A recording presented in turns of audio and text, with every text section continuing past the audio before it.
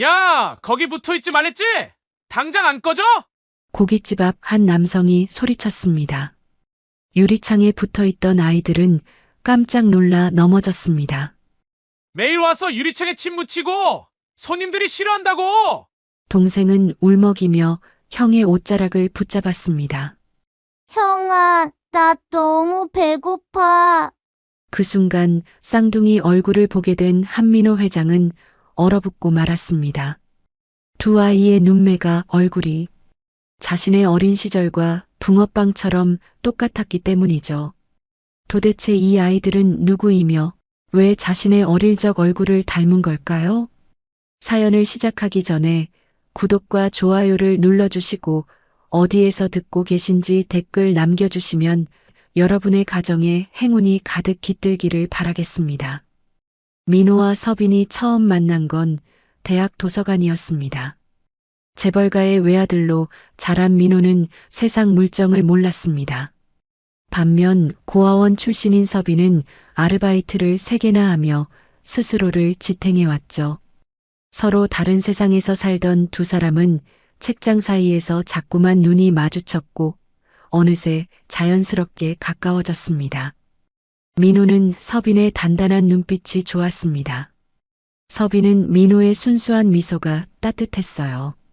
1년 남짓 연애를 이어가던 두 사람은 결혼을 결심했습니다. 하지만 민호가 집에 결혼 의사를 밝힌 순간 어머니 윤말순의 얼굴이 차갑게 굳어졌습니다. 고아 출신이라고? 절대 안 돼. 우리 집안에 그런 여자는 들릴 수 없어. 말순의 목소리는 얼음장처럼 차가웠습니다. 민호가 아무리 설득해도 그녀는 고개를 절레절레 저었죠. 엄마, 서빈이는 정말 좋은 사람이에요. 제발 한 번만 만나보세요. 만날 필요 없어. 뿌리도 모르는 여자를 며느리로 받아들일 수는 없단 말이야. 말수는 손가락으로 테이블을 탁탁 두드리며 말을 이었습니다. 너 지금 정신이 있는 거니? 대성그룹 5대 독자가 고아 출신하고 결혼한다고? 세상 사람들이 뭐라고 하겠어. 민호는 입술을 깨물었습니다. 어머니의 말에 반박할 용기가 생기지 않았어요. 하지만 서빈을 포기할 수도 없었죠. 결국 민호는 집을 나가기로 결심했습니다. 그럼 저도 이 집을 나가겠습니다. 그렇게 두 사람의 신혼생활은 좁은 반지하 방에서 시작됐습니다. 처음 몇 달은 행복했습니다. 둘이 함께라면 어디든 천국 같았으니까요. 하지만 현실은 생각보다 가혹했습니다. 공과금이 밀리기 시작했고 냉장고는 자주 텅 비었어요. 민호는 택배 상하차 일과 배달 아르바이트를 시작했습니다. 한 번도 해본 적 없는 육체 노동이었죠. 새벽 5시에 일어나 밤 11시까지 일했지만 돈은 늘 부족했습니다. 민호 씨, 오늘도 고생했어요. 서빈이 퇴근한 민호의 어깨를 주무르며 말했습니다. 민호는 피곤한 미소를 지으며 고개를 끄덕였어요.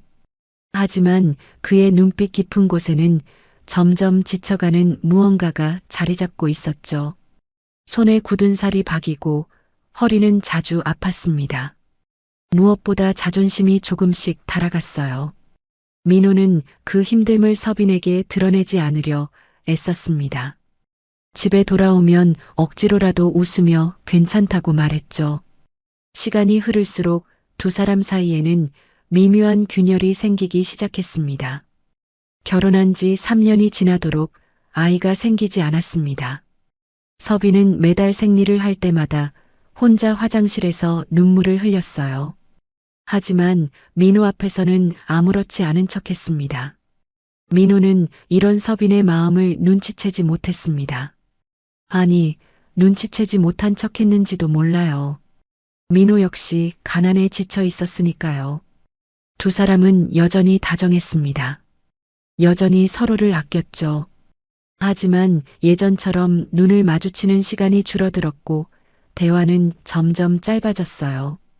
저녁 식사 때도 말없이 밥을 먹는 날이 많아졌습니다. 그 무거운 침묵 속에서 두 사람은 조금씩 멀어지고 있었습니다. 윤말순이 반지하 방을 찾아온 건 어느 겨울 오후였습니다. 민호가 일하러 나간 사이 말순은 서빈 앞에 앉아 차가운 눈빛을 보냈죠. 아직도 아이가 없다면서? 네. 말순은 비웃듯 콧방귀를 뀌었습니다. 너 따위가 낳은 아이를 우리 집안 핏줄로 받아줄 생각 없어. 그러니 아이 낳으려고 애쓸 필요도 없다. 서빈은 눈물을 삼켰지만 말순의 독한 말은 계속 이어졌어요. 우리 아들을 꼬셔서 집 나가게 만들고 이 꼴로 고생이나 시키고 넌 우리 민호한테 어울리지 않아. 서빈의 얼굴이 하얗게 질렸고 손이 부들부들 떨렸습니다. 말순은 가끔 찾아와 독한 말을 했지만 서빈은 그 사실을 민호에게 차마 말하지 못했어요. 남편이 더 힘들어질까봐 또 어머니와 더 멀어질까봐 두려웠죠. 그 무렵 민호도 한계에 다다르고 있었습니다. 배달 일을 마치고 돌아온 어느 밤 민호는 좁은 방 천장을 멍하니 바라봤습니다. 내 인생이 이렇게 끝나는 건가? 그때 어머니 말순에게서 전화가 왔습니다. 평소라면 받지 않았을 전화였습니다. 하지만 그날따라 유난히 힘들었어요. 새벽부터 저녁까지 쉬지 않고 일했고 허리는 끊어질 듯 아팠습니다. 부유했던 과거와 초라한 현재가 자꾸만 비교됐죠. 민호는 떨리는 손으로 전화를 받았어요. 민호야, 이제 그만 고생하고 집으로 돌아와. 회장 자리도 물려줄게. 네가 원하는 거 다 해줄 수 있어. 달콤한 목소리였습니다. 민호의 마음이 크게 흔들렸어요. 하지만 조건 있어. 그 여자하고는 헤어지고 와. 고아 출신 며느리는 절대 받아들일 수 없으니까. 알겠지? 말순의 목소리는 단호했습니다. 민호는 입술을 깨물었지만 대답하지 못했어요.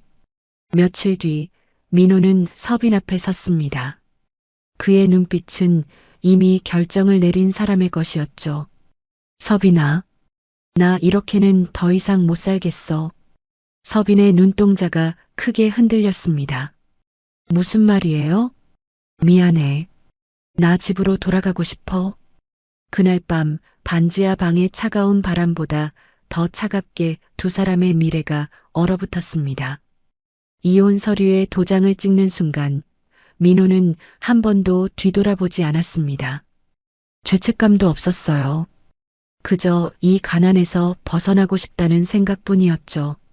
민호가 떠나고 한 달쯤 지났을까요? 서빈은 몸이 이상했습니다. 자꾸 속이 메스꺼웠고 아침마다 울렁거렸어요. 병원을 찾은 서빈은 초음파 검사를 받게 됐습니다. 의사가 모니터를 가리키며 말했습니다. 축하드려요. 임신 8주차예요. 서빈의 손이 부들부들 떨렸습니다. 그런데 의사의 다음 말에 그녀는 숨이 멎는 듯 했어요. 그런데 산모님, 여기 보이시죠? 태낭이 2개예요. 쌍둥이십니다. 네, 쌍둥이요? 서빈의 목소리가 떨렸습니다. 네, 쌍둥이 맞습니다. 두 아기 모두 건강하게 자라고 있어요. 진료실을 나온 서빈은 복도 벤치에 주저앉았습니다. 민호는 이미 떠났습니다.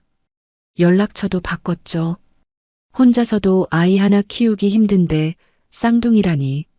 서빈은 한참을 그 자리에 앉아 울었어요. 어떻게 하지?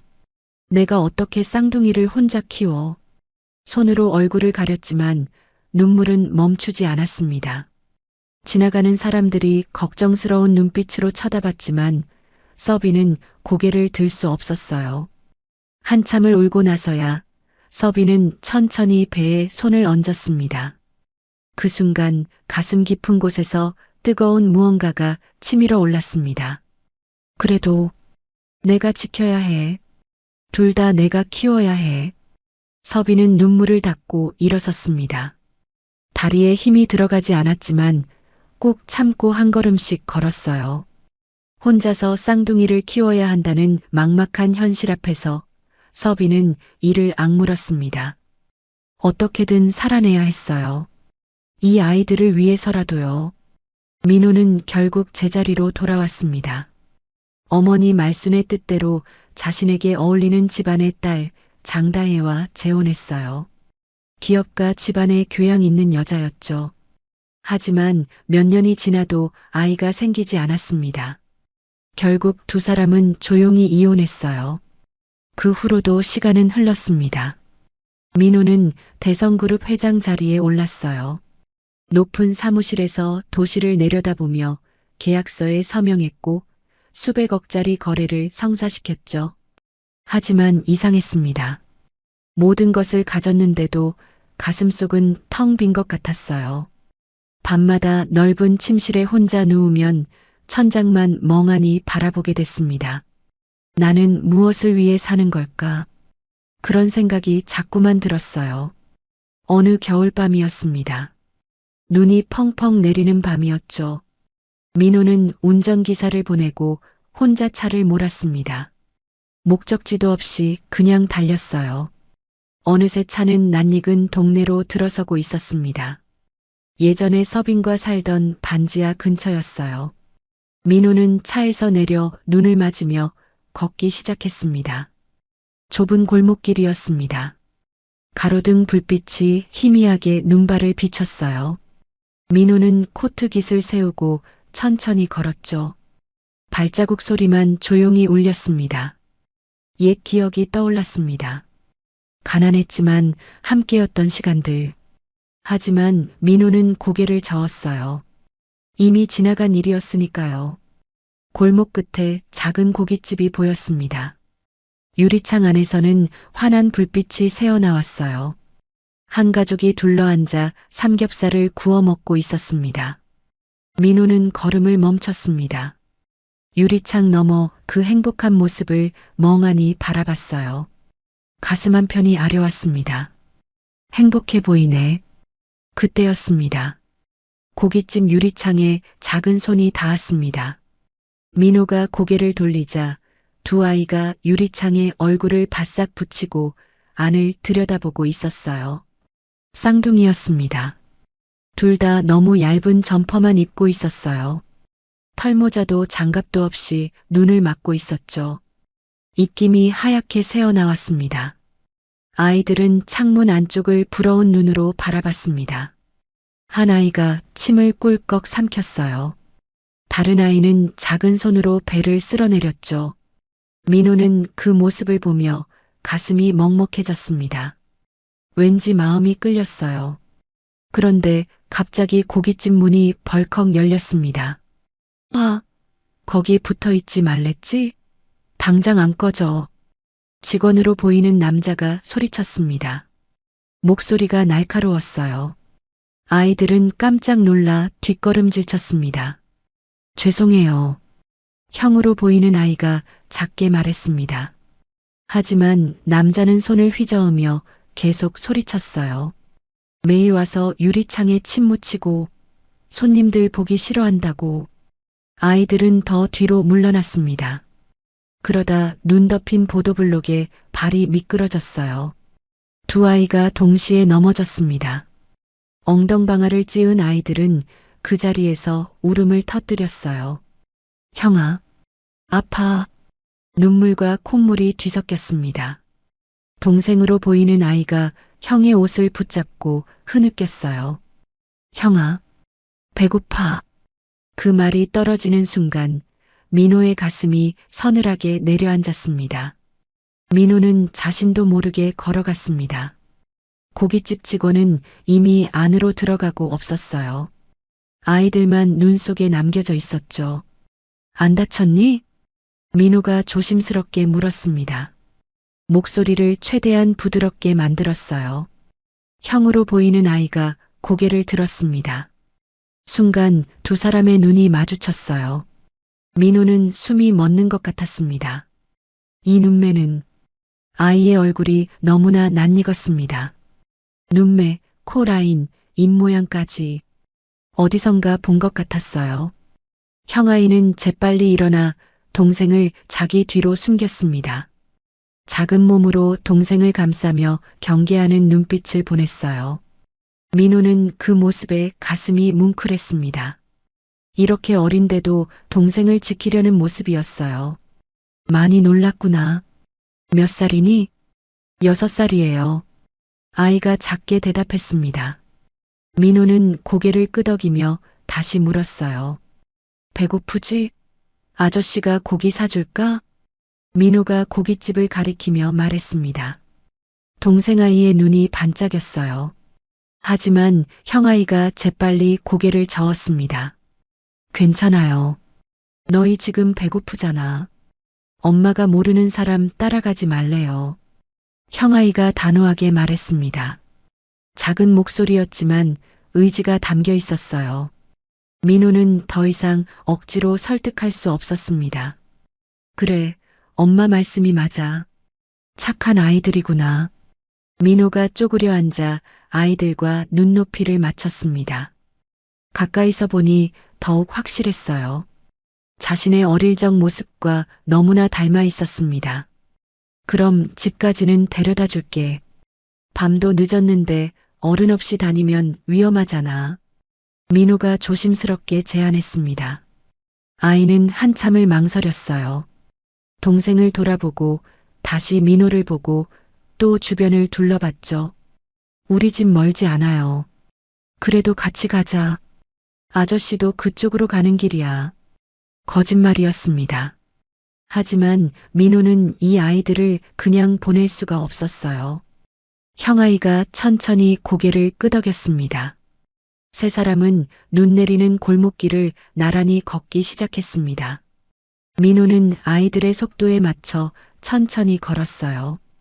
형아이가 동생의 손을 꼭 잡고 있었습니다. 동생 아이는 자꾸 뒤를 돌아보며 민호를 힐끔힐끔 쳐다봤어요. 걷다가 동생 아이가 미끄러질 뻔했습니다. 민호가 재빨리 아이의 팔을 잡아줬어요. 조심해. 고마워요, 아저씨. 동생 아이가 웃으며 말했습니다. 그때 가로등 불빛이 아이의 얼굴을 비췄어요. 민호의 시선이 아이의 귀 밑으로 향했습니다. 거기에 작은 반점이 있었습니다. 민호는 숨이 멎는 것 같았어요. 왼쪽 귀 밑, 턱 라인 바로 위에 작은 반점이 있었습니다. 민호는 무의식적으로 자신의 귀 밑을 만졌습니다. 자신도 태어날 때부터 똑같은 곳에 반점이 있었어요. 심장이 미친 듯이 뛰었습니다. 손이 떨렸어요. 이 아이들은 도대체 누구지? 민호는 마음을 진정시키려 애썼습니다. 아저씨는 이름이 뭐예요? 동생 아이가 작은 목소리로 말했습니다. 우리 엄마 이름은 이서빈이에요. 그 순간 민호의 발이 멈췄습니다.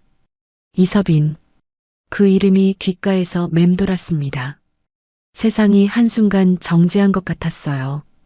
가슴이 쿵쿵 뛰었고 숨이 막혔습니다. 닮은 얼굴, 귀 밑 반점, 그리고 이서빈. 모든 퍼즐이 맞춰지는 순간이었습니다. 저는 세상에서 우리 엄마가 제일 좋아요. 최고예요. 동생 아이가 자랑스럽게 말했습니다. 하지만 민호는 아무 대꾸도 할 수 없었어요. 눈발이 얼굴에 닿았습니다. 차가웠지만 민호는 느낄 수 없었어요. 온 신경이 방금 들은 그 이름에 쏠려 있었죠. 다리가 후들거렸습니다. 그 자리에 주저앉을 것만 같았어요. 아저씨 여기에요. 형아이가 낡은 빌라 앞에서 걸음을 멈췄습니다. 1층 반지하 같은 곳이었어요. 고맙습니다, 아저씨. 형아이가 고개를 숙여 인사했습니다. 동생도 따라했어요. 두 아이는 계단을 조심조심 내려갔습니다. 민호는 그 모습을 멍하니 바라봤어요. 아이들이 문을 열고 들어가려는 순간 민호가 소리쳤습니다. 너희 이름이 뭐니? 형아이가 돌아봤습니다. 한별이요. 동생은 한솔이에요. 한별 한솔. 민호가 그 이름을 되뇌었습니다. 아이들이 문 안으로 사라졌습니다. 민호는 한참 동안 그 자리에 서 있었어요. 눈은 계속 내렸습니다.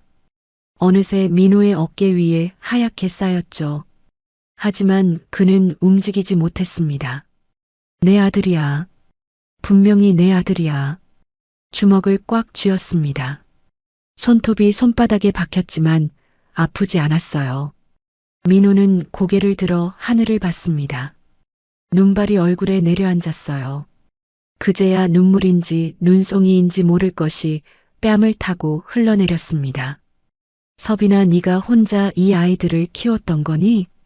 얼마나 힘들었을까? 쌍둥이를 혼자 낳고 혼자 키우면서 얼마나 외로웠을까? 민호는 천천히 돌아섰습니다. 하지만 발이 떨어지지 않았어요. 몇 번이고 뒤를 돌아봤습니다. 차에 올라탄 민호는 핸들을 붙잡은 채 한참을 움직이지 못했습니다. 손이 떨렸고 가슴이 두근거렸어요. 그날 밤 민호는 잠을 이룰 수 없었습니다. 눈을 감으면 아이들의 얼굴이 떠올랐어요. 배고프다고 말하던 작은 목소리, 귀 밑에 똑같은 반점, 엄마 이름을 자랑스럽게 말하던 순간 민호는 이불을 걷어차고 일어났습니다. 창밖을 바라봤어요. 눈은 여전히 내리고 있었습니다. 확실히 해야 해. 반드시 확인해야 해.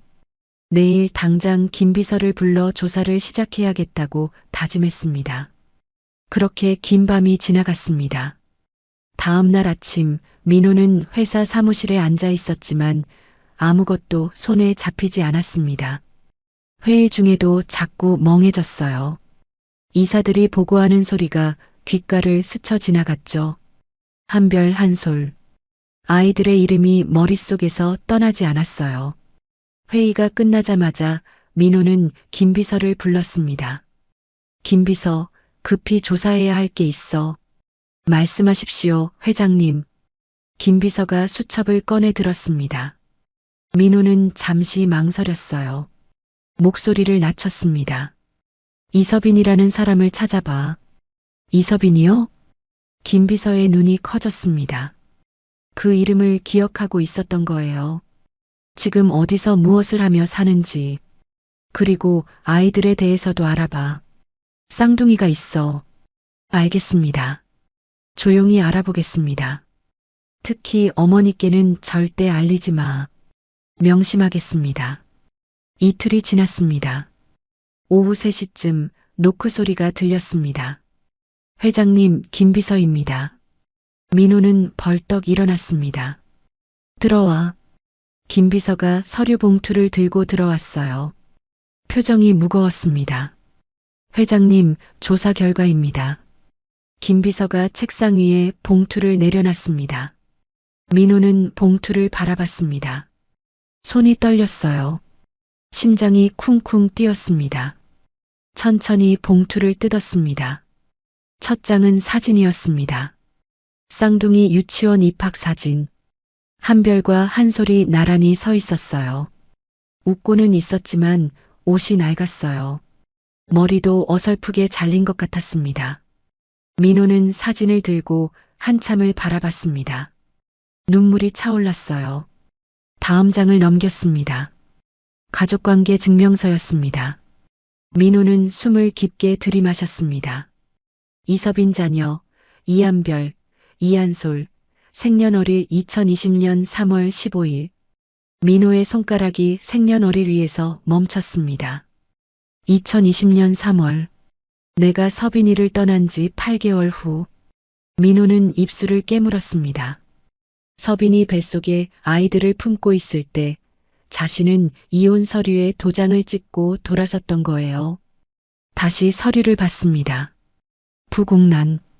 아무것도 적혀 있지 않았습니다. 긴 빈칸만 있었어요.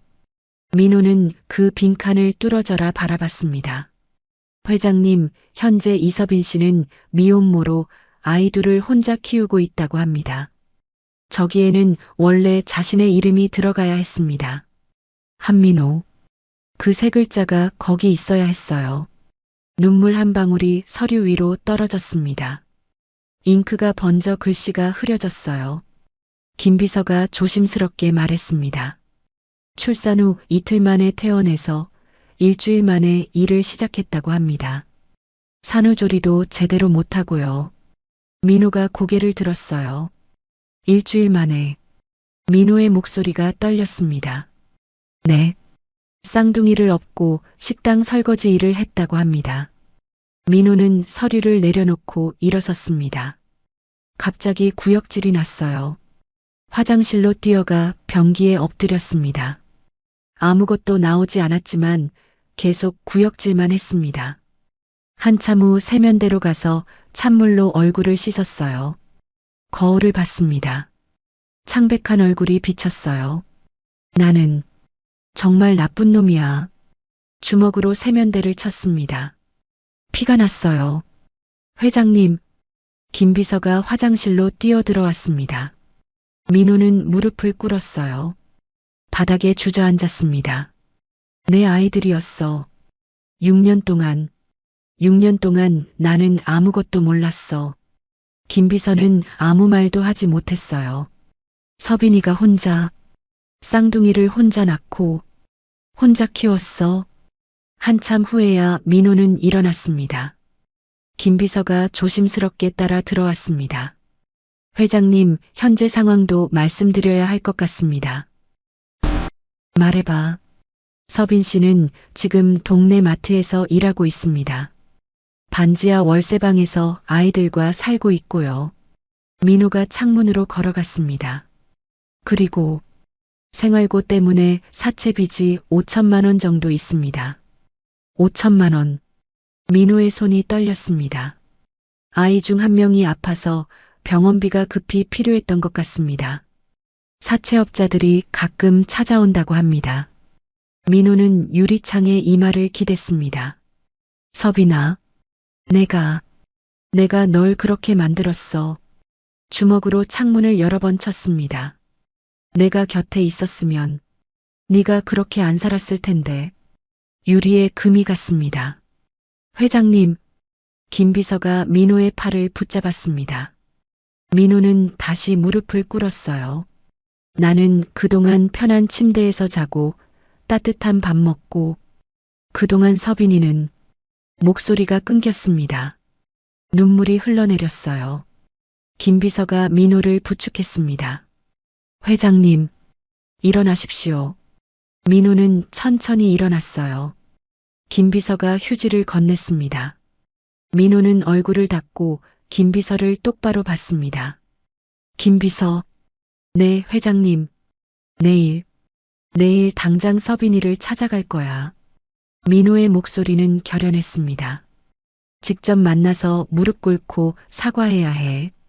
그리고 아이들 아빠로서 책임질 거야. 갑자기 나타나시면 서빈 씨가 놀라실 텐데요. 알아. 화를 낼 수도 있어.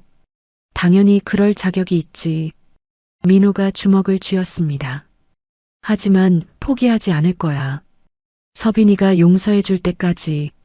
아니, 용서 못 받아도 평생 아이들 곁을 지킬 거야. 민호는 책상으로 돌아와 쌍둥이 사진을 집어들었어요. 한별아, 한솔아. 아빠가 늦었어. 정말 미안해. 사진을 가슴에 안았습니다. 하지만 이제부터는 지켜줄게. 꼭. 창밖으로 밤이 깊어가고 있었습니다. 하지만 민호는 아직 몰랐습니다. 자신이 서빈을 찾아가기도 전에 서빈의 삶에 또 다른 폭풍이 몰려오고 있다는 것을요. 민호가 서빈을 조사하는 동안 윤말순도 움직이고 있었습니다. 김 비서가 조사한 자료 중 일부가 말순의 손에 들어갔어요. 말순의 오랜 측근이 몰래 사본을 빼돌린 거였습니다. 말순은 서재에서 혼자 서류를 펼쳤습니다. 쌍둥이 사진이 제일 먼저 눈에 들어왔어요.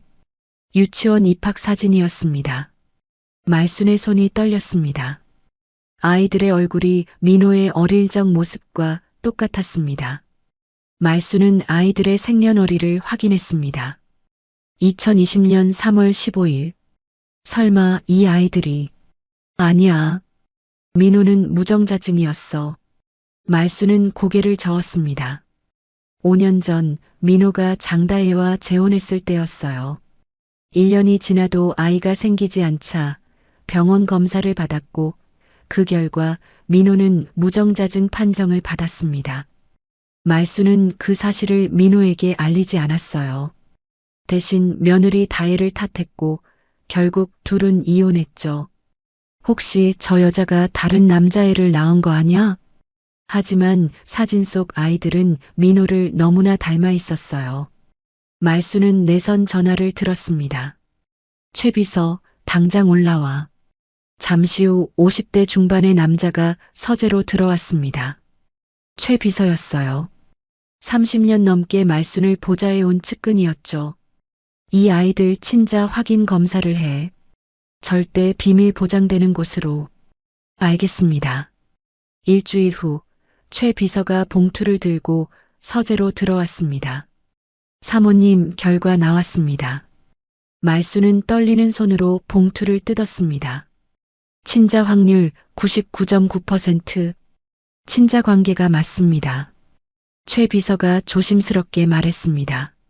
말수는 의자에 주저앉았어요. 우리 한씨 집안 핏줄이야. 말순의 눈빛이 날카로워졌습니다. 하지만 고아 출신녀는 절대 며느리로 못 받아들이지. 아이들만 데려와야 해. 어떻게 하시겠습니까? 직장을 잃고 집을 잃으면 아이들을 지킬 수 없겠지. 말순의 입가에 차가운 미소가 떠올랐습니다. 조용히 처리해. 흔적 남기지 말고. 알겠습니다. 며칠 후였습니다. 서빈은 마트 사무실로 불려갔습니다. 사장님이 찾으세요. 서빈은 불안한 마음으로 안으로 들어갔어요. 서빈 씨, 앉아요. 사장은 서빈의 눈을 마주치지 못했습니다. 무슨 일이세요? 정말 미안한데 사정이 생겼어요. 서빈 씨를 더 이상 못 쓸 것 같아요. 서빈의 얼굴이 하얗게 질렸습니다.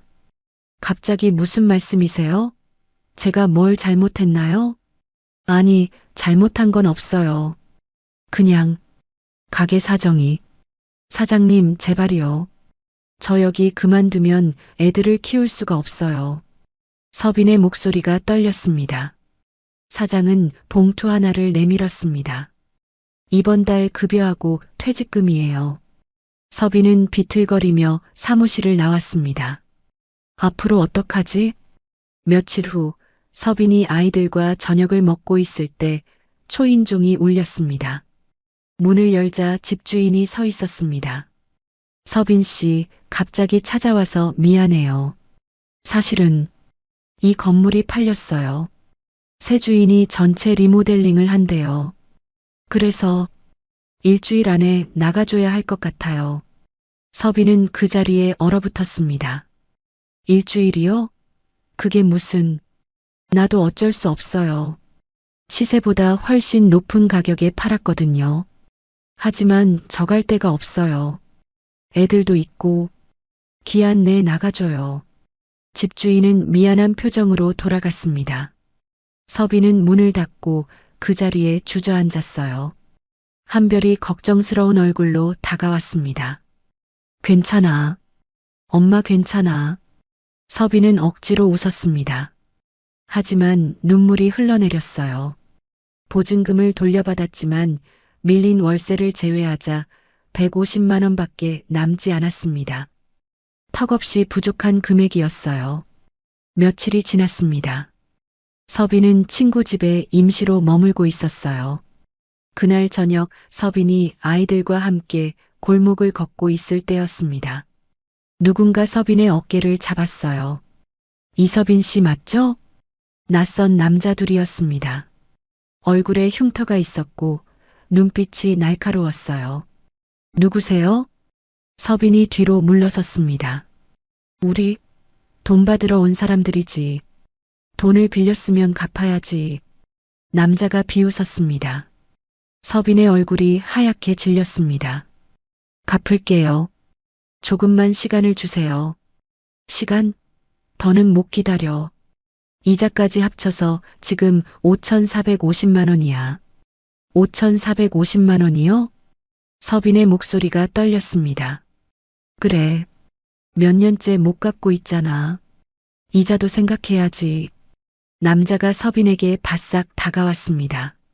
지금 당장 준비해. 못 준비하면 남자가 한별과 한솔을 가리켰습니다.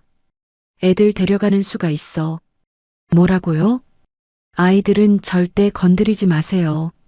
서빈이 소리쳤습니다. 하지만 남자들은 비웃기만 했어요. 남자 하나가 한별에게 다가갔습니다. 애들이 착하네. 아저씨 따라갈래? 싫어요. 한별이 동생을 감싸며 소리쳤습니다. 엄마. 한솔이 울음을 터뜨렸습니다. 내 아이들한테 손대지 마. 서빈이 남자 앞을 막아섰습니다. 하지만 남자는 서빈을 밀쳤어요. 서빈이 바닥에 넘어졌습니다. 무릎이 깨져서 피가 났어요. 엄마. 아이들이 울부짖었습니다. 남자가 한별의 팔을 잡았습니다. 놓아. 놓으라고. 한별이 발버둥쳤습니다. 한솔은 형 옆에 매달렸어요. 바로 그때였습니다. 손 치워. 낮고 차가운 목소리가 들렸습니다.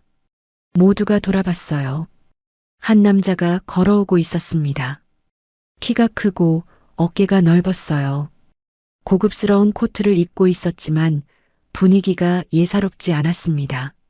서빈은 그 목소리를 듣는 순간 온몸이 얼어붙었습니다.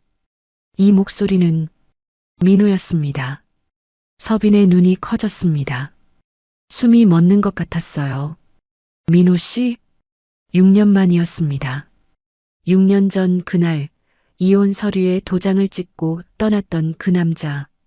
넌 뭔데 참견이야? 사채업자가 물었습니다. 하지만 민호는 대답하지 않았어요. 그냥 걸어와서 사채업자의 손목을 잡았습니다. 민호가 힘을 주자 사채업자가 비명을 질렀습니다. 애한테 손대지 말라고 했어. 민호의 목소리는 얼음장처럼 차가웠습니다. 다른 사채업자가 주먹을 날렸습니다. 하지만 민호는 가볍게 피했어요. 그리고 그 남자의 멱살을 잡았습니다. 다시는 이 집 근처에 오지 마. 민호가 남자를 벽에 밀어붙였습니다. 민호는 주머니에서 수표를 꺼냈습니다. 1억 원짜리였어요. 원금이랑 이자, 그리고 위로금까지. 이걸로 끝이야. 남자는 떨리는 손으로 수표를 받았습니다. 다시는 나타나지 마. 만약 또 보이면 그때는 가만 안 둬. 민호의 눈빛이 날카로웠습니다. 민호는 천천히 서빈을 돌아봤습니다. 서빈은 바닥에 주저앉아 있었어요. 무릎에서 피가 흘렀고 얼굴은 창백했습니다. 6년 만의 재회였습니다. 민호와 서빈의 눈이 마주쳤어요. 시간이 멈춘 것 같았습니다. 괜찮아? 민호가 손을 내밀었습니다. 하지만 서빈은 그 손을 뿌리쳤어요. 당신, 어떻게 여기? 서빈의 목소리가 떨렸습니다. 서빈아, 나, 왜 나타난 거예요? 지금 와서 뭐하러? 서빈이 일어났습니다. 다리가 휘청거렸지만 벽을 짚고 버텼어요. 한별과 한솔은 엄마 뒤에 숨어서 민호를 빤히 쳐다봤습니다. 눈 내리던 밤에 봤던 그 아저씨였어요. 아저씨. 한솔이 작게 중얼거렸습니다. 민호는 아이들을 봤습니다. 가슴이 찢어지는 것 같았어요. 서빈아, 우리 얘기 좀. 당신하고 할 얘기 없어요. 서빈이 아이들의 손을 잡았습니다. 우리 인생에 다시 나타나지 마세요. 우린 6년 전에 이미 끝났잖아요. 서빈아, 가세요. 제발 가요. 서빈의 목소리가 떨렸습니다. 눈물이 차올랐지만 참았어요. 들어가자. 서빈은 아이들을 데리고 친구 집으로 향했습니다. 한별과 한솔은 계속 뒤를 돌아봤어요. 민호가 그 자리에 서 있었습니다.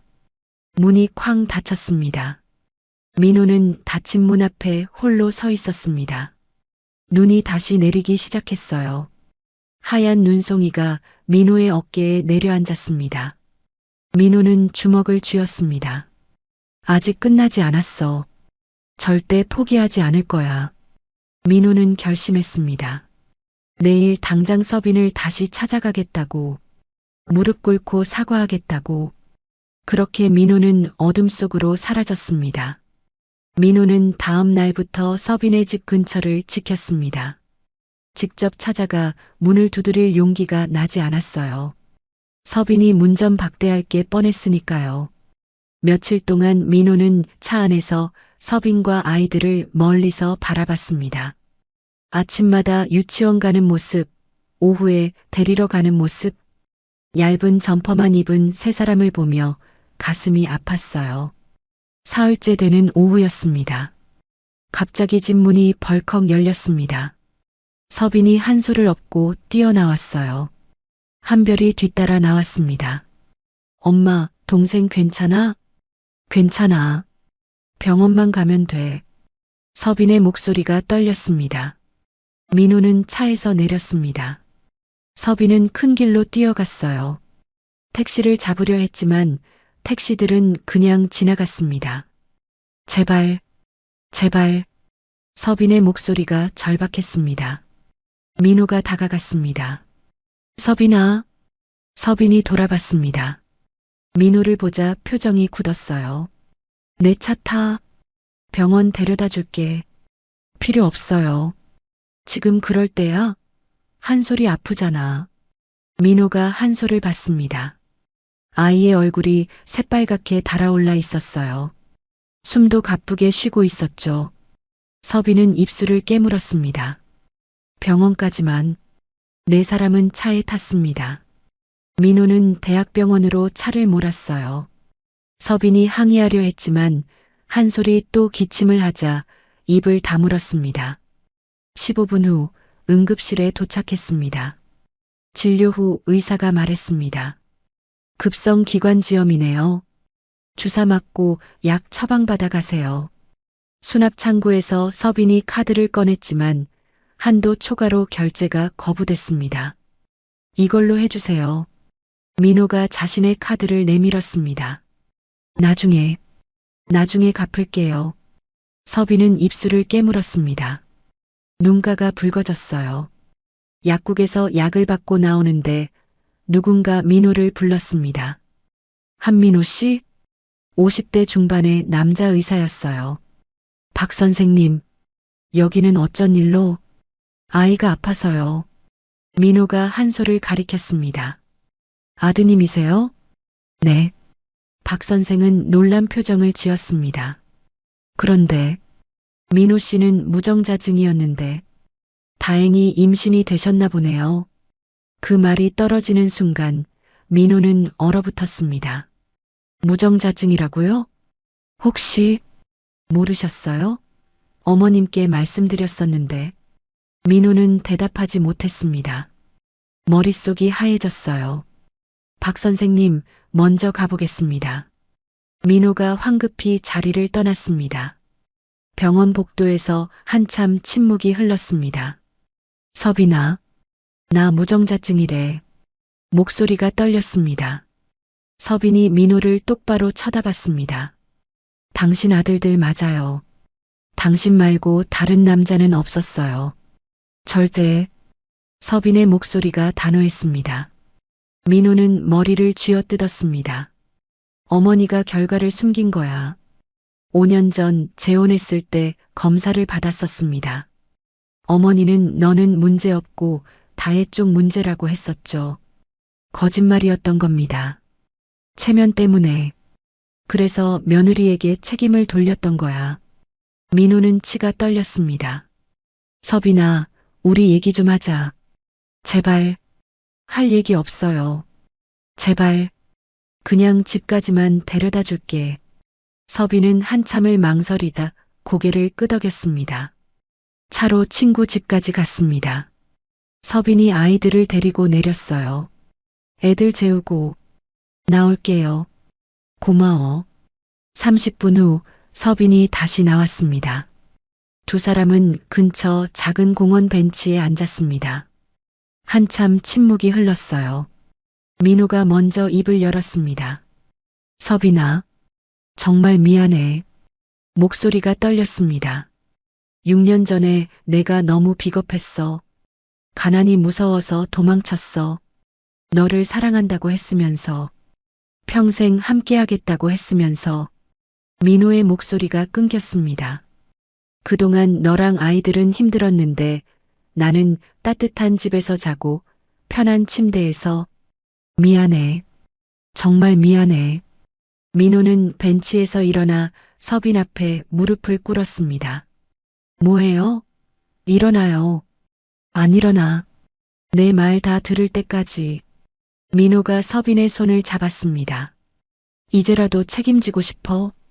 한별이랑 한솔이 아빠로서, 그리고 너의 남편으로서 나 아직도 널 사랑해. 서빈의 눈에서 눈물이 흘러내렸습니다. 믿을 수 없어요. 믿어줘. 제발. 이번엔 진짜야. 너랑 애들 지킬 거야. 누가 뭐라고 해도. 서빈은 한참을 눈물을 흘렸습니다. 6년 동안 얼마나 힘들었는지 알아요? 혼자 애들 낳고 혼자 키우고 밤마다 울었어요. 미안해. 정말 미안해. 미안하다는 말로 다 되는 줄 알아요? 서빈이 민호의 손을 뿌리쳤습니다. 용서 못해요. 절대. 한참의 침묵이 흘렀습니다. 하지만 서빈이 조용히 말했습니다. 당신도 힘들었겠죠.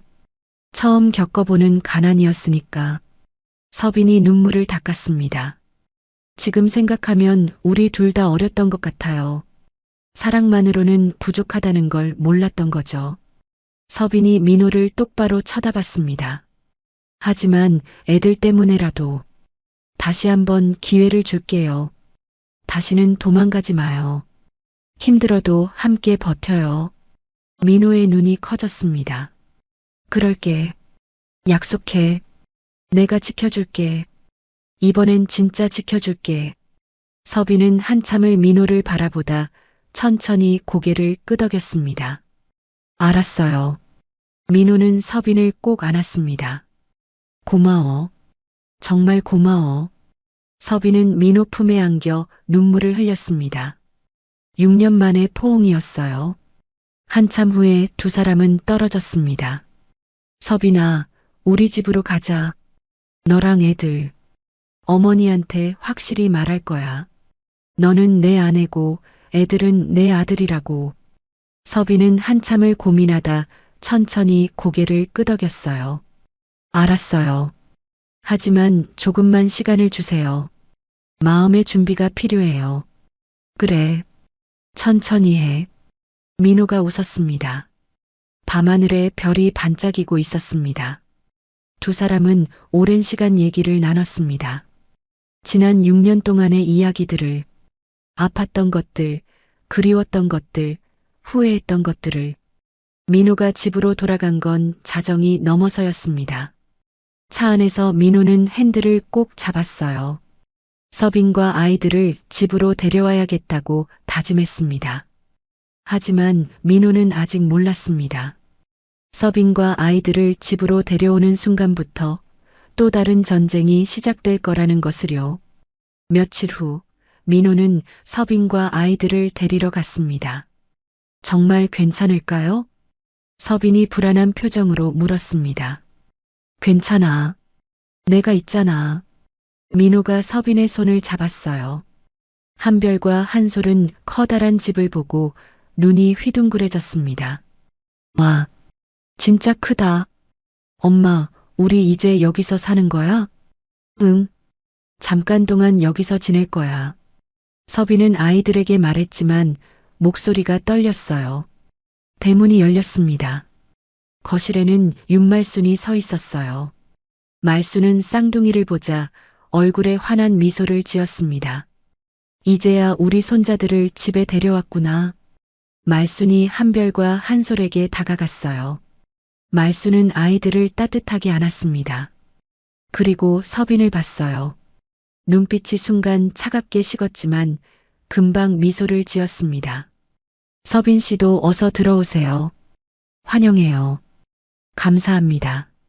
서빈이 고개를 숙였습니다. 민호 방 옆에 손님방 준비했어요. 거기 쓰시면 돼요. 말순이 상냥하게 말했습니다. 어머니, 서빈이는 제 방에. 아직 정식으로 재혼한 것도 아니잖아. 천천히 하자. 말순은 부드럽게 웃었습니다. 괜찮아요. 손님방 쓸게요. 서빈이 조용히 말했습니다. 그날 저녁 식사 자리였습니다. 넓은 식탁에 음식이 가득했어요. 한별과 한솔은 처음 보는 음식들에 눈을 반짝였습니다. 많이 먹어라. 우리 손자들. 말순이 아이들에게 고기를 집어줬어요. 맛있어요. 한솔이 웃으며 말했습니다. 서빈 씨도 편하게 지내요. 여기가 이제 집이니까. 말순이 서빈에게 웃으며 말했습니다. 민호도 흐뭇하게 웃었어요. 하지만 서빈은 밥맛이 없었어요. 말순의 시선이 가끔 자신에게 닿을 때마다 차갑게 느껴졌으니까요. 다음 날 아침 민호가 출근하고 나자 말순의 얼굴이 차갑게 변했습니다. 부엌으로 들어온 말순이 서빈을 불렀습니다. 이서빈. 네. 서빈이 돌아봤습니다. 아침은 5시 반에 준비 시작해. 민호가 일찍 출근하니까. 그리고 청소, 빨래, 다림질. 네가 다 해. 말순이 서빈을 내려다봤습니다. 우리 집에서 지내는 거니까 이 정도는 당연히 해야지. 공짜로 먹고 자는 거 아니잖아. 서빈은 입술을 깨물었습니다. 네, 알겠습니다. 민호한테는 말하지 마. 쓸데없이 신경 쓰게 하지 말고. 서빈은 고개를 끄덕였습니다. 다음 날부터 서빈의 고된 나날이 시작됐습니다. 새벽 5시 반에 일어나 아침 준비, 청소, 빨래, 다림질, 저녁 준비까지 밤 10시까지 쉬지 않고 일했습니다. 일주일쯤 지났을 때였습니다. 민호가 출근하고 말순이 부엌으로 왔습니다. 상을 보더니 작게 혀를 찼어요. 국이 싱겁네. 죄송합니다. 넌간도 제대로 못 맞춰? 다시 끓여. 제대로. 말순이 국그릇을 밀었습니다. 서빈은 국을 다시 끓였습니다. 점심때 말순이 서빈을 봤습니다. 너 정말 대단하다. 고아 주제에 재벌가 아들 낚아채려고 얼마나 애썼겠어. 그런 거 아니에요. 서빈의 목소리가 떨렸습니다. 그래. 그럼 뭔데? 사랑? 사랑으로 밥 먹고 살아? 말순이 비웃었습니다. 손자들만 보고 참는 거야. 열심히 해. 쓸모 없어지면 바로 내보낼 거니까. 서빈은 고개를 숙인 채 눈물을 참았습니다. 하지만 저녁이 되어 민호가 돌아오면 말순은 완전히 달라졌습니다. 서빈 씨가 정성껏 준비했어. 우리 며느리 솜씨 좋네. 말순이 웃으며 말했습니다. 고마워, 서빈아. 민호가 서빈의 손을 잡았어요. 서빈 씨, 너무 무리하지 마세요. 힘들면 말해요. 말순이 다정하게 말했습니다. 민호는 어머니가 서빈을 잘 대해준다고 생각했어요. 2주일이 지났습니다. 서빈은 점점 지쳐갔어요. 얼굴은 창백해졌고 다크서클이 짙어졌습니다. 체중도 빠졌어요. 가끔 속이 메스꺼웠고 배가 아팠습니다. 어느 날 아침 서빈이 부엌에서 어지러워 싱크대를 붙잡았습니다. 괜찮아. 괜찮아. 스스로에게 말했지만 몸은 말을 듣지 않았습니다. 엄마. 한별이 놀라 달려왔습니다. 엄마 괜찮아. 서빈이 억지로 웃었습니다. 어느 날 저녁 민호가 일찍 퇴근했습니다. 2층으로 올라가는데 아이들 방에서 소리가 들렸어요. 형아, 엄마 왜 자꾸 아파? 모르겠어. 할머니가 엄마한테 일 많이 시켜서 그런가 봐. 할머니, 아빠 없을 때랑 있을 때랑 달라. 응, 나도 알아. 무서워. 민호는 문 앞에서 멈췄습니다. 할머니가 엄마한테 일을 시킨다고? 아빠 없을 때랑 다르다고? 민호는 주먹을 쥐었습니다. 저녁 식사 때 민호는 서빈을 유심히 봤습니다. 창백한 얼굴, 움푹 들어간 눈, 말라간 입술. 서빈아, 괜찮아? 네, 괜찮아요. 서빈이 웃었지만 목소리에 힘이 없었어요. 어머니, 서빈이 좀 쉬게 해주세요. 너무 무리하는 것 같아요. 민호가 말순에게 말했습니다. 무슨 소리야? 내가 뭘 시켰다고. 서빈 씨가 알아서 하는 건데. 그렇죠, 서빈 씨? 서빈은 고개를 끄덕였습니다. 네, 제가 하고 싶어서 하는 거예요. 민호는 뭔가 이상하다고 느꼈습니다. 그날 밤 민호는 서빈 방에 갔습니다. 서빈아, 정말 괜찮아? 네, 괜찮아요. 거짓말하지 마. 너 많이 힘들어 보여. 진짜 괜찮아요. 걱정 마요. 제가 여기 신세 지고 있잖아요. 이 정도는 당연한 거죠. 당연한 게 아니야. 괜찮다니까요. 애들도 좋아하고 여기가 좋아요. 서빈이 민호의 손을 잡았습니다. 민호는 서빈을 꼭 안았습니다. 괜찮아요. 정말 괜찮아요. 하지만 서빈의 목소리는 떨리고 있었습니다. 그날 밤부터 서빈의 몸은 점점 더 안 좋아졌어요. 배가 자주 아팠습니다. 속도 쓰렸어요. 가끔 피로감이 몰려와 정신을 잃을 것 같았습니다. 하지만 서빈은 내색하지 않았습니다. 아이들 때문에, 민호 때문에 참고 있었습니다. 어느 주말 오후였습니다. 서빈은 주방에서 설거지를 하고 있었어요. 민호는 서재에서 일하고 있었고 한별과 한솔은 거실에서 놀고 있었습니다. 서빈은 접시를 씻다가 갑자기 어지러움을 느꼈습니다. 손에서 힘이 빠졌어요. 접시가 싱크대에 떨어졌습니다. 서빈은 싱크대를 붙잡았습니다. 하지만 다리에서 힘이 쭉 빠졌어요. 서빈이 바닥에 쓰러졌습니다. 엄마. 한별이 비명을 질렀습니다. 한솔이 울음을 터뜨렸어요. 민호가 서재에서 뛰어나왔습니다. 무슨 일이야? 주방을 보자 민호는 숨이 멎었습니다. 서빈이 바닥에 쓰러져 있었어요. 얼굴은 창백했고 의식이 없었습니다. 서빈아. 민호가 서빈을 안아 올렸습니다. 서빈아, 정신 차려. 말순이 내려왔습니다. 무슨 일이야? 서빈이가 쓰러졌어요. 민호가 서빈을 안고 현관으로 향했습니다. 한별아, 한솔아. 할머니랑 있자. 싫어요. 엄마 따라갈 거예요. 한별이 울며 소리쳤습니다. 애들도 데려갈게요. 민호는 서빈과 아이들을 차에 태우고 병원으로 향했습니다.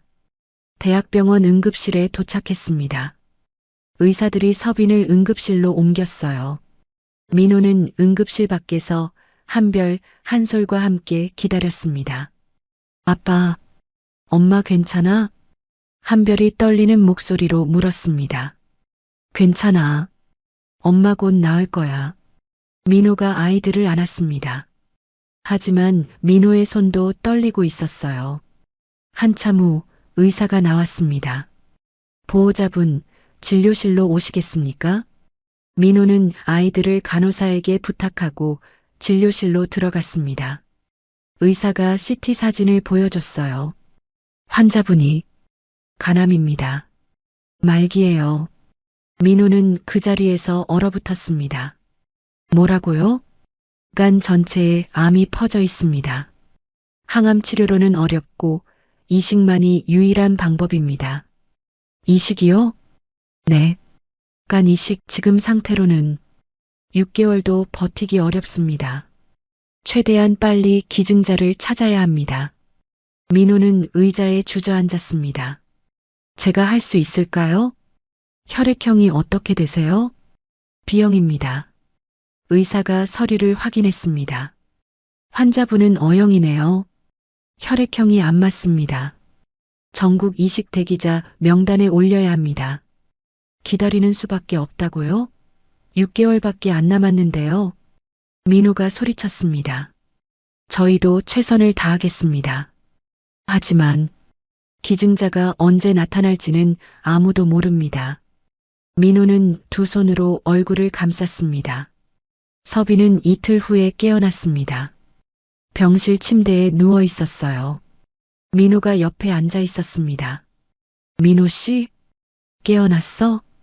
민호가 서빈의 손을 잡았습니다. 애들은 집에 있어. 어머니가 보고 계셔. 서빈아. 민호의 목소리가 떨렸습니다. 가남이래. 서빈의 얼굴이 하얗게 질렸습니다. 그게 무슨... 미안해. 내가 몰랐어. 네가 이렇게 아픈 줄. 민호가 서빈의 손을 꼭 잡았습니다. 괜찮아. 이식하면 돼. 지금 기증자 찾고 있어. 서빈은 아무 말도 하지 못했습니다. 그저 천장만 바라볼 뿐이었어요. 3주가 지났습니다. 기증자 소식이 없어 민호는 초조했습니다. 그런데 3주째 되는 날 담당 의사가 병실에 들어왔습니다. 좋은 소식입니다. 기증자가 나타났습니다. 의사가 웃었습니다. 민호는 벌떡 일어났습니다. 정말요? 네. 뇌사 판정받은 분인데 가족분들이 기증을 결정하셨어요. 혈액형도 맞고 조건도 적합합니다. 일주일 후 수술 가능합니다. 민호는 서빈을 안았습니다. 들었어? 이제 괜찮아질 거야. 정말, 정말이에요? 서빈의 눈에서 눈물이 흘러내렸습니다. 한별과 한솔도 병실로 뛰어왔습니다. 엄마, 엄마 곧 낫는 거야? 응, 엄마 곧 나아. 서빈이 아이들을 꼭 안았습니다. 오랜만에 가족에게 웃음이 돌아왔어요. 하지만 그 희망은 오래가지 못했습니다. 수술 사흘 전이었습니다. 민호가 회사에 있을 때 병원에서 전화가 왔습니다. 한민호 보호자님이십니까? 네, 맞습니다. 죄송한 말씀이지만 기증자 측에서 철회했습니다. 네. 민호는 귀를 의심했습니다. 기증을 취소하셨습니다. 갑자기 마음이 바뀌셨다고. 그게 무슨 소리예요? 수술 사흘 앞뒀는데. 민호가 소리쳤습니다. 저희도 어쩔 수 없습니다. 기증자 가족의 의사를 존중해야 하니까요. 전화가 끊겼습니다. 민호는 그 자리에 주저앉았습니다. 민호는 김 비서에게 전화를 걸었습니다. 기증자 가족 뒷조사해봐. 최근에 누구를 만났는지. 알겠습니다. 이틀 후 김 비서가 보고를 가져왔습니다. 회장님, 기증자 가족이 최근에 거액을 받은 흔적이 있습니다. 계좌에 갑자기 5억 원이 입금됐어요. 민호의 얼굴이 굳어졌습니다. 누가 보낸 거야? 추적이 어렵습니다. 외국 계좌에서 송금됐어요. 민호는 주먹을 쥐었습니다. 누가 이런 짓을 한 거야? 민호는 기증자 가족 주소를 알아내 직접 찾아가기로 했습니다. 지방 소도시의 작은 주택 앞에서 차를 세웠어요. 초인종을 눌렀습니다. 누구세요? 한민호라고 합니다. 기증건으로 다시 한번 부탁드리러 왔습니다. 문이 조금 열렸습니다. 50대 여자가 나왔어요. 얼굴이 수척했습니다. 말씀드렸잖아요. 안 된다고.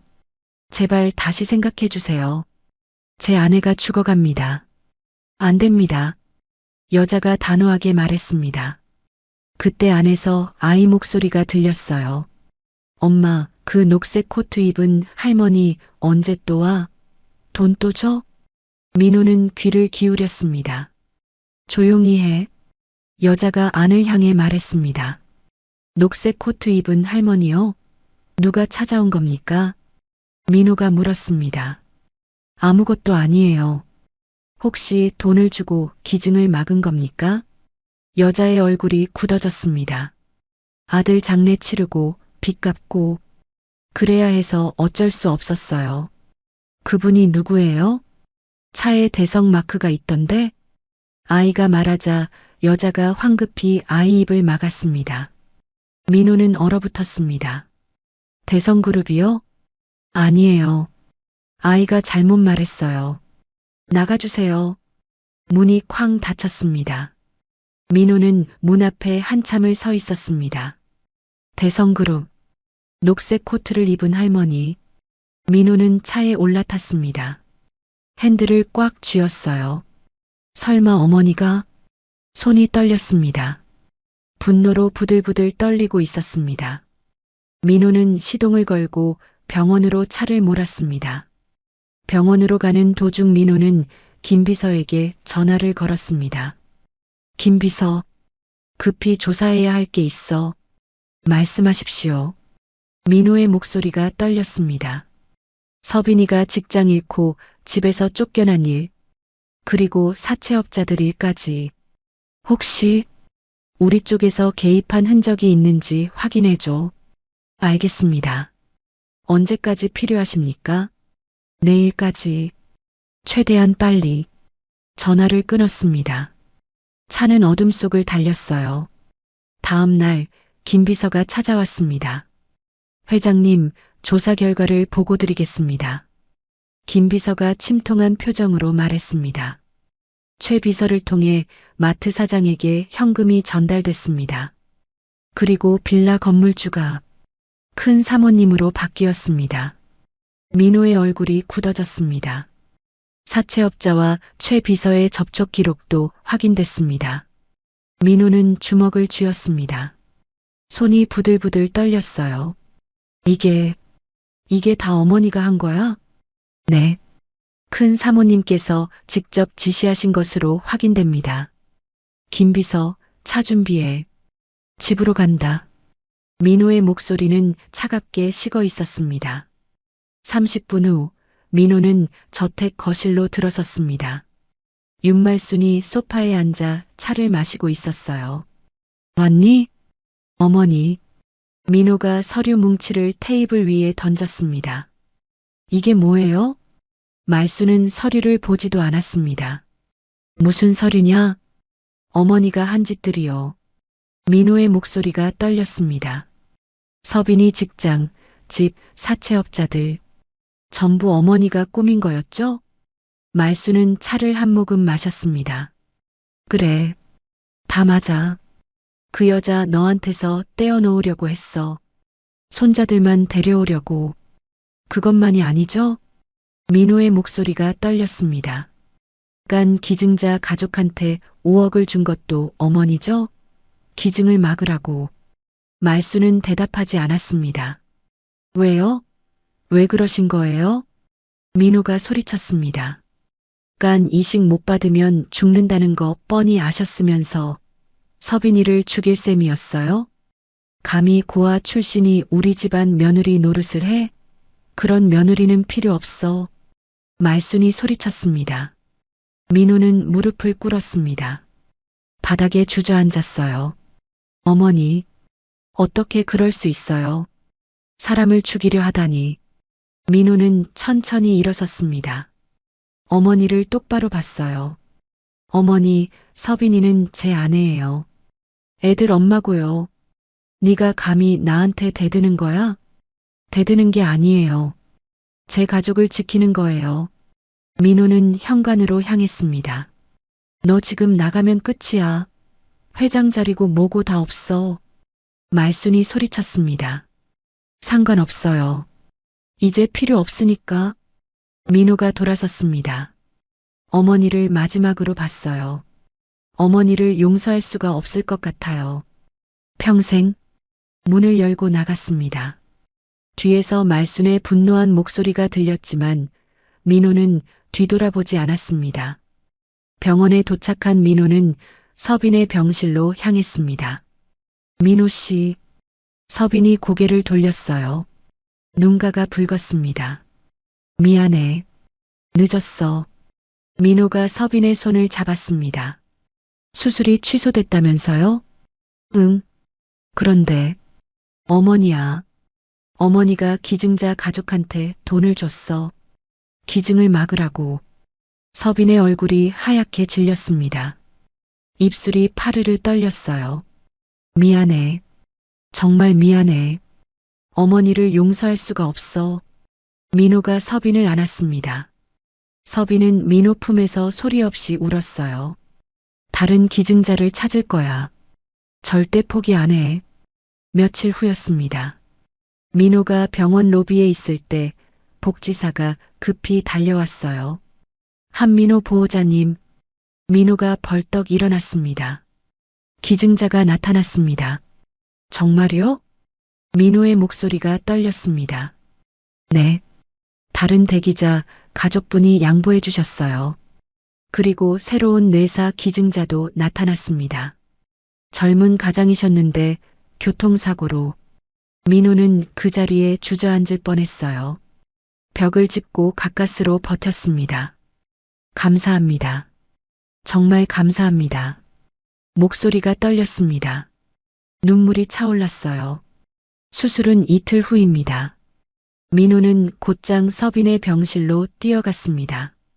서빈아, 기증자 나타났어. 서빈이 놀라 고개를 들었습니다. 정말요? 응. 이틀 후에 수술해. 민호가 서빈을 껴안았습니다. 서빈은 민호 품에서 울음을 터뜨렸어요. 한별과 한솔도 달려왔습니다. 엄마 이제 괜찮아지는 거야?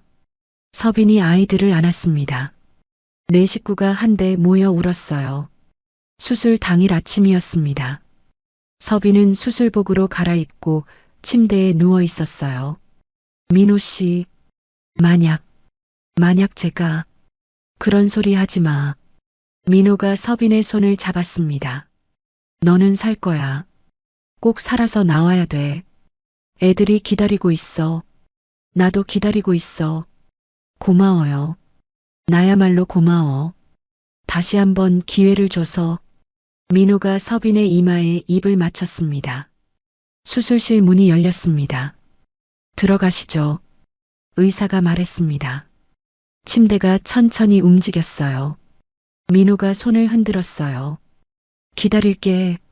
꼭 나와. 수술실 문이 닫혔습니다. 8시간 후 수술실 불이 꺼졌습니다. 문이 열렸습니다. 집도이가 나왔어요. 마스크를 벗었습니다. 이식은 잘 됐습니다. 이제 회복만 남았어요. 그 한마디에 민호는 바닥에 무릎을 꿇었습니다. 정말 감사합니다. 목소리가 떨렸어요. 눈물이 주르륵 흘러내렸습니다. 한별과 한솔이 달려왔습니다. 아빠, 엄마는? 엄마 수술 잘 끝났대. 정말? 그래. 엄마 이제 다시 건강해질 거야. 민호가 아이들을 껴안았습니다.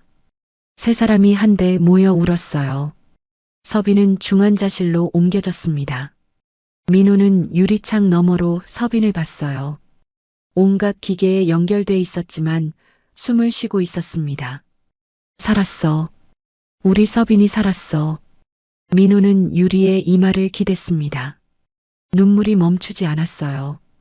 그날 밤 윤말수는 혼자 저택 거실에 앉아 있었습니다. 집사가 조심스럽게 다가왔어요. 작은 사모님 수술 잘 끝났다고 합니다. 그래. 말수는 무표정하게 대답했습니다. 창밖만 바라봤어요. 사흘 후 서빈이 의식을 되찾았습니다.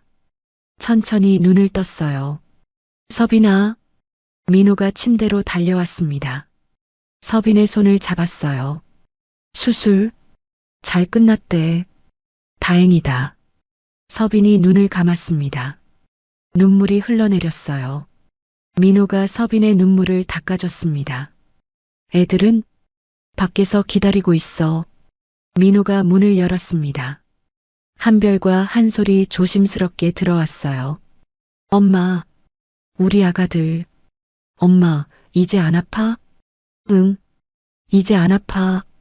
서빈이 아이들 손을 꼭 잡았습니다. 따뜻했어요. 민호는 그 모습을 보며 웃었습니다. 가슴이 뭉클했어요. 창밖으로 햇살이 들어왔습니다. 따뜻한 봄날이었어요. 서빈은 일주일 만에 일반 병실로 옮겨졌습니다. 의사가 병실로 들어와 차트를 확인했어요. 경과가 아주 좋습니다. 이식된 간이 잘 적응하고 있어요. 정말요? 서빈이 물었습니다. 목소리에 안도감이 묻어났어요. 네. 하지만 앞으로 3개월은 조심하셔야 합니다. 무리하지 마시고 약은 꼭 챙겨 드세요. 알겠습니다. 감사합니다.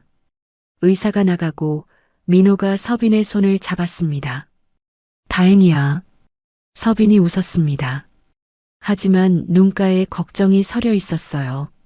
민호 씨, 회사는 괜찮아요? 요즘 계속 병원에만 있잖아요. 괜찮아. 신경 쓰지 마. 하지만 너랑 애들이 더 중요해. 민호가 서빈의 이마에 입을 맞췄습니다. 하지만 사실 회사는 술렁이고 있었습니다. 회장이 한 달 넘게 자리를 비우자 이사들이 불안해하기 시작했어요. 회의는 계속 연기됐고 중요한 결정들이 미뤄졌습니다. 이틀 후 민호는 잠깐 회사에 들렀습니다. 사무실로 들어서자 김 비서가 서류 뭉치를 들고 기다리고 있었어요. 회장님, 결제하실 서류들입니다. 알았어. 책상에 놔둬. 민호가 창밖을 바라보며 말했습니다. 그리고 회장님, 이사회에서 회의를 요청했습니다. 무슨 회의?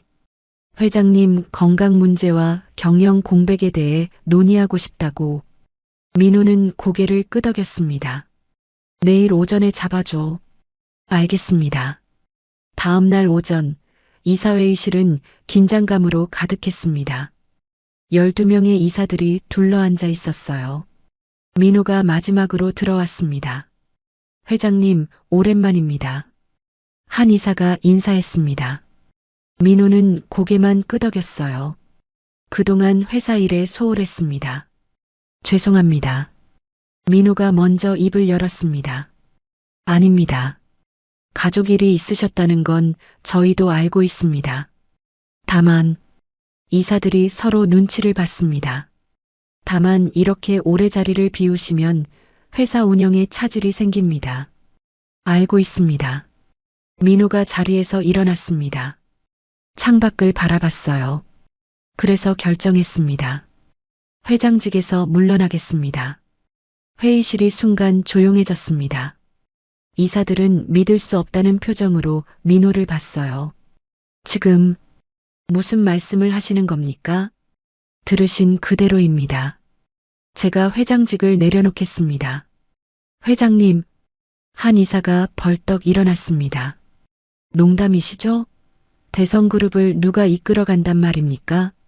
전문 경영인을 영입하면 됩니다. 제가 추천할 사람도 있습니다.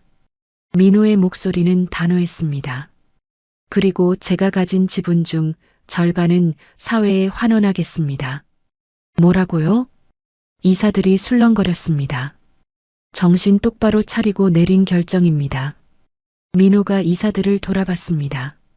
저는 이제 가족과 함께 살고 싶습니다. 회장 자리보다 중요한 게 생겼어요. 하지만 회장님 어머님께서 어머니는 상관없습니다. 제 인생입니다. 민호가 서류를 책상 위에 놓았습니다. 다음 주까지 인수인계 마무리하겠습니다.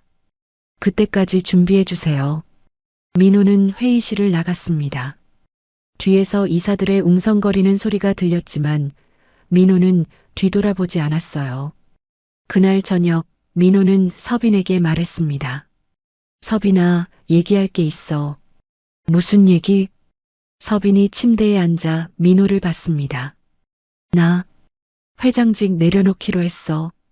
네. 서빈의 눈이 커졌습니다. 정말요? 왜요? 이제 그만하고 싶어. 너랑 애들이랑 평범하게 살고 싶어. 민호가 서빈의 손을 잡았습니다. 조용한 데 가서 새로 시작하자. 하지만 민호 씨, 회장 자리를 버린다는 게 가족 없는 자리는 필요 없어. 민호의 목소리는 확고했습니다. 나 이제 진짜 행복하고 싶어. 돈이랑 권력 말고 진짜 행복. 서빈의 눈에 눈물이 고였습니다. 정말 괜찮아요? 응. 이게 맞는 것 같아. 민호가 서빈을 안았습니다. 윤말수는 이 소식을 듣고 격분했습니다. 저택 거실에서 집사에게 소리를 질렀어요. 뭐라고? 회장직을 내려놓는다고? 네, 사모님. 이사회에서 그렇게 발표하셨답니다. 이 미친. 그 여자 때문이야. 다 그 여자 때문이라고. 말순이 찻잔을 집어 던졌습니다. 바닥에서 산산조각이 났어요. 당장 민호 불러와. 민호 회장님께서 전화도 받지 않으신답니다. 말순은 소파에 주저앉았습니다. 숨이 가빠졌어요. 내가 뭘 잘못한 거야? 목소리가 떨렸습니다. 하지만 아무도 대답하지 않았어요. 말순은 혼자 텅 빈 거실에 앉아 있었습니다. 넓은 집은 쓸쓸하기만 했어요. 일주일 후 민호는 작은 상가 건물을 계약했습니다. 1층은 빈 가게였어요. 민호는 서빈과 함께 그곳을 둘러봤습니다. 여기 어때? 좋아요. 서빈이 주위를 둘러봤습니다. 여기서 뭐 할 건데요? 고깃집 하려고. 우리 가족이 다 같이. 고깃집이요? 응. 나 잘할 수 있겠지? 서빈은 민호를 봤습니다. 민호의 얼굴에는 설렘과 평화로운 미소가 있었어요. 정말 괜찮아요? 후회 안 해요? 응. 전혀. 이게 내가 원하던 거야. 민호가 서빈을 안았습니다. 한별과 한솔도 가게에 왔습니다. 와, 여기가 우리 가게야? 응. 우리 가게. 아이들이 가게 안을 뛰어다녔습니다. 웃음소리가 가득했어요. 민호는 그 모습을 보며 가슴이 따뜻해졌습니다. 이게 진짜 행복이야. 창밖으로 석양이 지고 있었습니다. 온 세상이 붉게 물들었어요.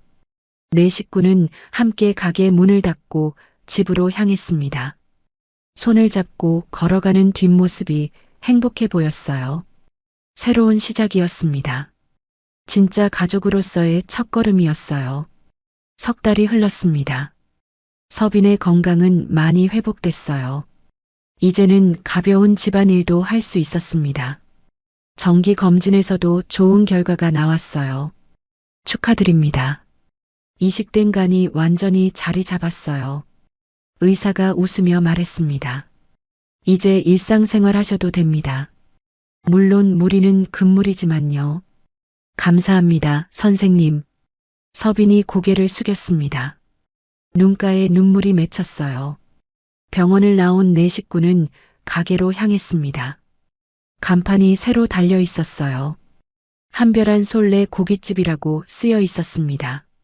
엄마, 우리 이름이야. 한솔이 신나서 소리쳤습니다. 민호가 아이들 머리를 쓰다듬었어요. 가게 문을 열자 고기 굽는 냄새가 났습니다.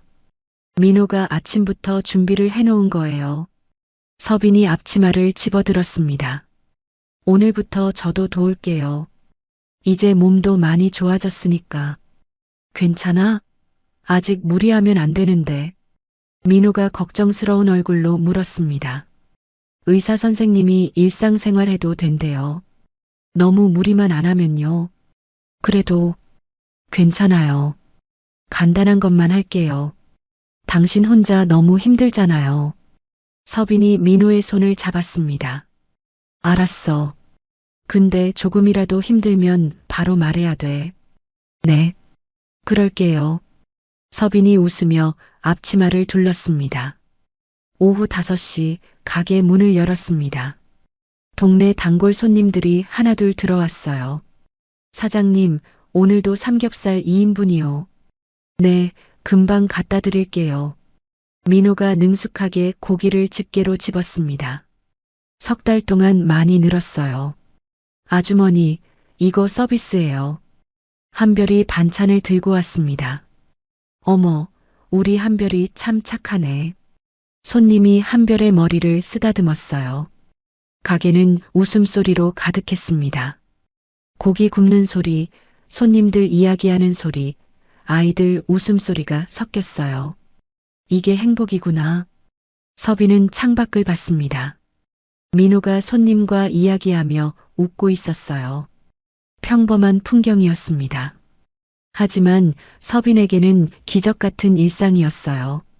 저녁 9시 마지막 손님이 나갔습니다. 민호가 가게 문을 닫았어요. 오늘도 수고했어. 당신도 수고했어요. 서빈이 민호의 등을 두드렸습니다. 네 식구가 함께 가게를 정리했어요. 누가 시키지 않아도 각자 할 일을 했습니다. 민호는 가족들을 바라봤습니다. 가슴이 따뜻해졌어요. 이거였어. 내가 원했던 살. 어느 주말 오후였습니다. 가게가 한창 바쁠 때 문이 열렸습니다. 윤말순이 들어왔습니다. 민호는 순간 멈칫했어요. 서빈도 긴장한 표정으로 말순을 봤습니다. 말순은 수수한 회색 코트를 입고 있었어요. 예전처럼 화려하지 않았습니다. 얼굴의 주름이 더 깊어 보였어요. 어서 오세요. 민호가 조심스럽게 말했습니다. 앉아도 되니? 네, 여기 앉으세요. 민호가 구석 자리를 안내했습니다. 말순은 천천히 앉았어요. 주위를 둘러봤습니다. 작고 소박한 가게였어요. 뭐 드릴까요? 삼겹살 1인분. 네, 알겠습니다. 민호가 주방으로 가려는데 한별이 다가왔습니다. 할머니, 한별이구나. 말순의 목소리가 떨렸습니다. 할머니, 이거 서비스예요. 한별이 반찬을 놓았습니다. 한솔도 따라왔어요. 할머니, 오래간만이에요. 그래. 잘 지냈니? 말순의 눈가가 붉어졌습니다. 민호가 고기를 가져왔어요. 직접 구워주었습니다. 드세요. 고맙다. 말순은 젓가락을 들었습니다. 떨리는 손으로 고기를 집었어요. 천천히 씹었습니다. 맛있었습니다.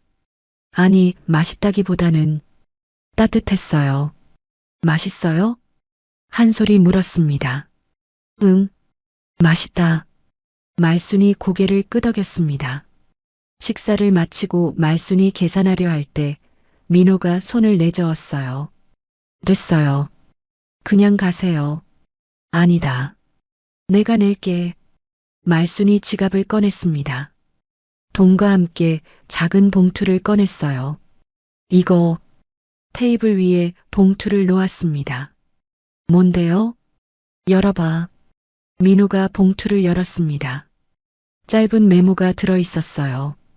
민호야, 서빈아, 내가 정말 미안하다. 지금 당장 용서는 바라지 않을게. 다만 나중에 언젠가 내가 용서가 된다면 그때 한 번만 찾아와 줄 수 있겠니? 부디 건강하게 잘 지내라. 민호는 메모를 보고 한참 말이 없었습니다. 어머니, 됐다. 나간다. 말순이 일어섰습니다. 아이들에게 마지막으로 손을 흔들었어요. 할머니, 또 와요. 한별이 손을 흔들었습니다. 말순은 고개를 끄덕이고 가게를 나갔습니다. 뒷모습이 쓸쓸해 보였어요. 민호는 창밖으로 어머니가 걸어가는 모습을 봤습니다. 천천히 혼자 걸어가고 있었어요. 민호 씨, 서빈이 옆으로 왔습니다. 괜찮아요? 응, 괜찮아. 민호가 서빈의 손을 잡았습니다. 이제 진짜 괜찮아. 그날 밤 가게 정리를 마친 네 식구는 집으로 걸어갔습니다. 한별과 한솔이 앞서 걸으며 장난쳤어요. 민호와 서빈은 손을 잡고 천천히 걸었습니다. 행복해? 민호가 물었습니다. 응, 정말 행복해. 서빈이 웃었습니다. 나도. 민호가 서빈의 손을 꼭 쥐었습니다. 하늘에는 별이 반짝였습니다. 차가운 겨울 공기였지만 마음은 따뜻했어요. 아빠, 엄마, 빨리 와요. 아이들이 앞에서 손을 흔들었습니다. 그래, 간다. 민호와 서빈이 걸음을 재촉했습니다. 네 식구의 그림자가 가로등 불빛에 길게 드리워졌어요. 함께 걸어가는 모습이 행복해 보였습니다. 진짜 가족이었습니다. 돈도 명예도 아닌 사랑으로 이어진 진짜 가족이었어요. 그렇게 그들의 새로운 이야기가 시작됐습니다. 고깃집에서 피어나는 평범하지만 따뜻한 행복이었습니다. 오늘 이야기 어떠셨나요? 이 사연이 여러분의 하루에 작은 위로가 되었다면 구독과 좋아요로 마음을 나눠주세요.